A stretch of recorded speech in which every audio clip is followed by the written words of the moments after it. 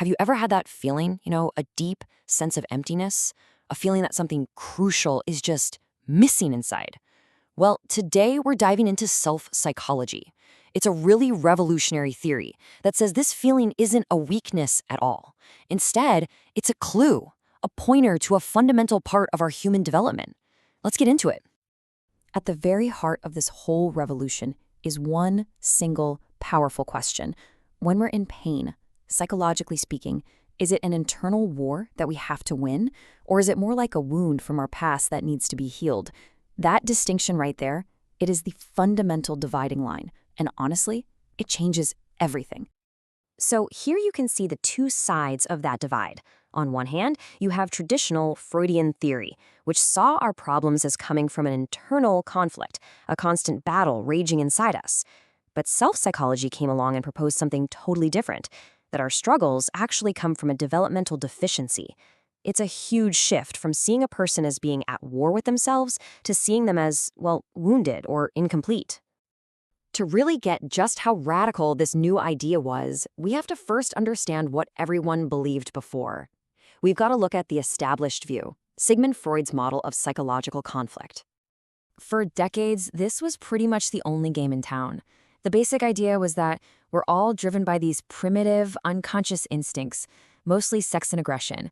Psychological problems then came from the hidden, unconscious conflict between these drives and our conscience. So the goal of therapy was to strengthen our rational mind, the ego, to kind of keep everything in check.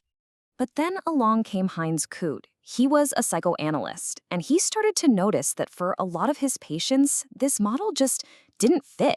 Their suffering didn't really seem to be about a hidden conflict. It felt more like something was fundamentally missing. And that observation, that simple observation, led to a whole new way of seeing things. Kahut's central argument was an absolute game changer. He said our problems don't start with our internal drives. No, they start with our external relationships. He argued they stem from a self that is weak or underdeveloped, and it's all because of a chronic lack of empathy from our caregivers way back in childhood. And this quote just perfectly captures that shift. It completely reframes the person sitting in therapy. They're no longer seen as this battlefield of warring drives.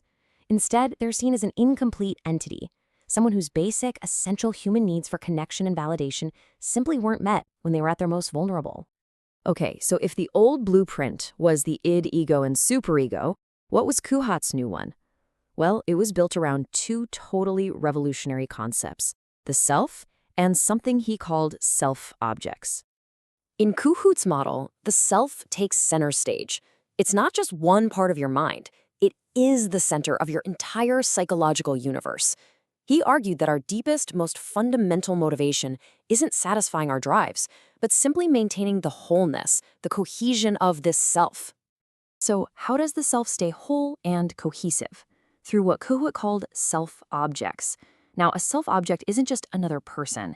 It's someone we experience as being part of ourselves. They perform these essential psychological functions for us, like providing stability or validation that we can't do for ourselves yet. You can almost think of them as the scaffolding for our developing minds. So Kuhat identified 3 critical self-object nutrients that every developing self absolutely needs. First up is mirroring. That's the need to be seen and validated, to have someone's eyes light up and reflect back, hey, you are wonderful. Second, there's idealizing. That's the need to look up to someone strong and calm, to feel protected and a part of something bigger. And third, there's twinship, the simple, profound need to feel like you belong, to feel I am just like you. It's the root of community, of finding your tribe. Here's a perfect, everyday example of a self-object in action. Just imagine a little kid falls down, gets scared, and feels totally overwhelmed. They run to a parent who is calm and soothing. In that moment, the child is literally borrowing the parent's calmness. The parent is functioning as an idealizing self-object, providing that emotional regulation from the outside until the child can learn to do it for themselves. So if the problem is a deficient self, how on earth does therapy fix it? Well, in self-psychology, the goal isn't just to understand the problem, it's to actively rebuild what's missing. The therapy itself becomes the healing process. The therapeutic room is the construction site. And the number one tool for this rebuilding job? Empathy. But Kuhat had a very specific clinical definition. He called it vicarious introspection. This is where the therapist actively tries to get inside the patient's skin to feel what they're feeling from the inside. It's not just about being nice, it's a diagnostic tool to figure out exactly which self-object needs went unmet all those years ago. Now, the actual building process happens through this fascinating cycle. First, the therapist provides consistent empathy, which creates a really secure environment. Then, inevitably, a small failure happens, a misunderstanding, maybe a scheduling mix-up. Kahoot called this an optimal frustration, a manageable disappointment. But the key is what happens next. The therapist and patient work together to repair that rupture. And it's through this cycle, connection, rupture, repair, over and over, that the patient finally internalizes the function they needed all along. They start building new psychic structure from the inside out. So let's just break down these core mechanisms. You have empathy, which creates that safe space. Then the self-object transference, that's when the patient starts looking to the therapist to meet those old unmet needs. Then there's optimal frustration, that little hiccup that challenges the patient. And finally, transmuting internalization, this is the magic step. This is where the external support from the therapist gets transformed into a new internal strength for the patient. They finally learn to calm themselves, to validate themselves. So, what's the lasting impact of this theory? Well, decades after it was first introduced, Coote's work continues to have a profound influence on how we think about therapy and really the human condition itself. I mean, the contributions were huge. It gave us the first real effective way to treat narcissistic disturbances, which a lot of people thought were untreatable. It totally reframed narcissism, not as some terrible character flaw, but as a normal and necessary developmental stage. It put empathy right at the center of the healing process, and today, these ideas are a cornerstone of pretty much all modern relational therapy. And that really brings us to the final, provocative question that self-psychology leaves us with.